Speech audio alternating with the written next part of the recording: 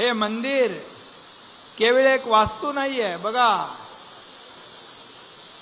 याच्यामुळे आपल्याला ऊर्जा मिळणार आहे, प्रेरणा मिळणार आहे आणि हे एक ऊर्जा आणि प्रेरणा देणारं केंद्र निर्माण होणार आहे.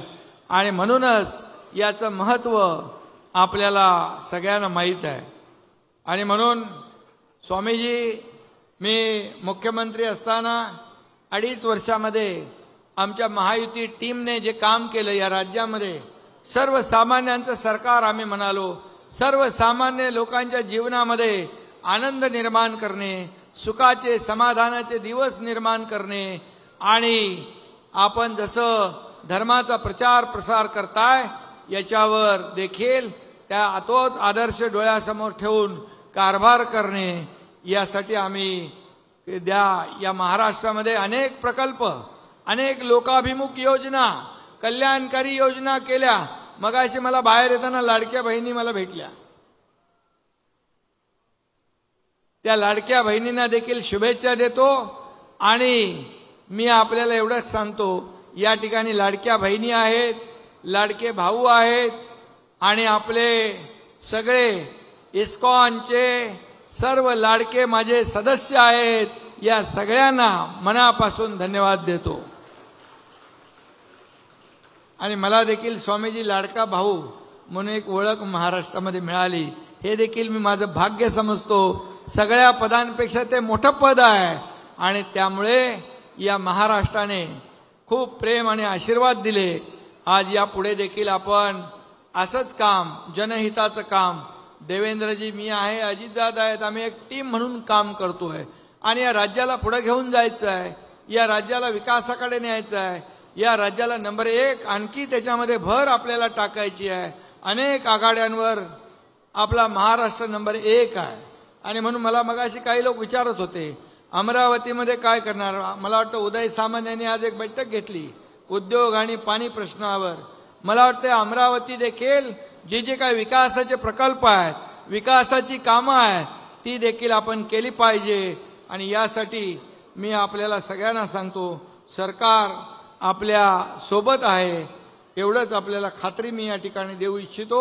आणि मी एवढंच सांगतो, शेवटी धार्मिक कार्यक्रम असले की नेहमी मी जात असतो. स्वामीजी धर्मवीर आनंद दिघे साहेब जेव्हा होते त्यावेळेस अशा प्रत्येक धार्मिक कार्यक्रमाला ते आवर्जून जायचे, त्यांच्यावर आम्हीही जायचो. मग वारकरी संप्रदाय असू द्या, इस्कॉनचा कार्यक्रम असू द्या, कोणत्याही संस्थेचा कार्यक्रम असू द्या, कारण शेवटी या ठिकाणी धार्मिक अधिष्ठान जे आहे याचा कुठेतरी बॅलन्स राहिला पाहिजे. आणि आयुष्यामध्ये धकाधकीच्या जीवनामध्ये थोडा काळ का होईना एक ईश्वराचं नामस्मरण करण्याची संधी प्रत्येकाच्या आयुष्यात आली पाहिजे.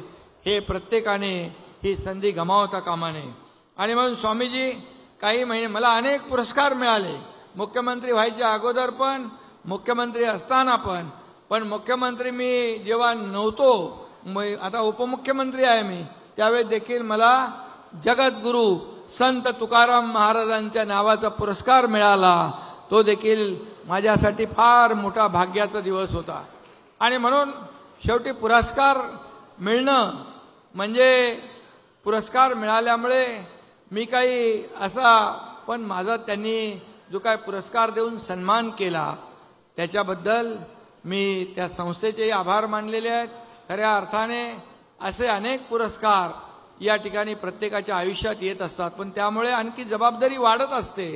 जबाबदारीचं भान ठेवून काम आपल्याला करावं लागतं, जाणीव ठेवून काम करावं लागतं. आणि म्हणून मी आपल्याला एवढंच सांगतो, जास्त वेळ घेणार नाही कारण उशीर आपल्याला झालेला आहे. आणि म्हणून आपल्या ज्या ज्या ठिकाणी जेव्हा जेव्हा आपल्या इस्कॉनचा कार्यक्रम असेल त्यावेळेस नक्की हा एकनाथ शिंदे येण्याचा प्रयत्न करेल आणि त्या ठिकाणी उपस्थित राहण्याचा प्रयत्न करेल, एवढंच मी या प्रसंगी सांगतो. आणि मला वाटतं आपण आयुष्यामध्ये प्रत्येकाने या अशा धार्मिक कार्यक्रमाला उपस्थित राहिलं पाहिजे. आणि हे सगळं जे काय बळ मिळतं ते भगवद्गीतेतून हरे कृष्णा नावाचा जप आपण करतो, त्यातून ही आध्यात्मिक आणि आत्मिक शक्ती प्राप्त होते. मगाशी म्हटलं मी, प्रेरणा आणि ऊर्जा प्राप्त होते. त्यामुळे या आपल्या जे काही इस्कॉन संस्था आहे, मी आता येताना गाडीमध्ये सांगत होतो, अनेक शाळांना आपल्या संस्थेच्या माध्यमातून मिड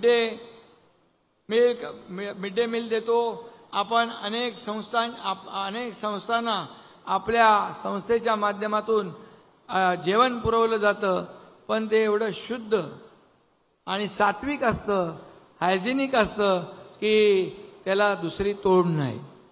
आणि म्हणून हे देखील पुण्याचं काम, अन्नदानाचं काम आपली संस्था करते, यापेक्षा मोठं दुसरं काय असू शकत नाही.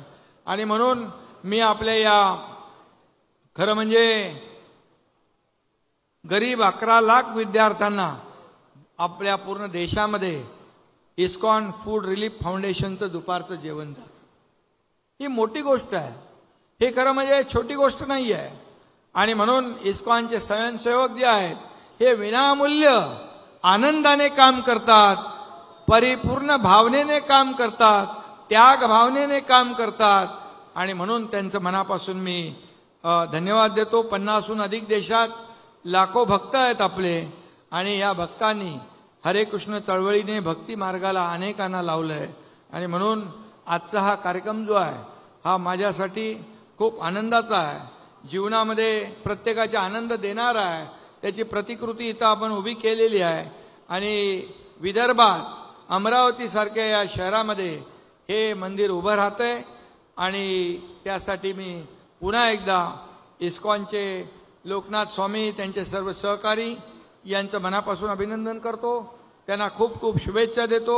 मला या ठिकाणी बोलवलं त्याबद्दल आभारी आहे आपला. आणि मालू परिवाराला देखील मैं खूब खूब शुभेच्छा देता हूँ। लेटेस्ट अपडेट्स और ताजा तरीन खबरों के लिए टीवी1 इंडिया लाइव को सब्सक्राइब कीजिए और नोटिफिकेशन पाने के लिए बेल आइकॉन को दबाना मत भूलिए।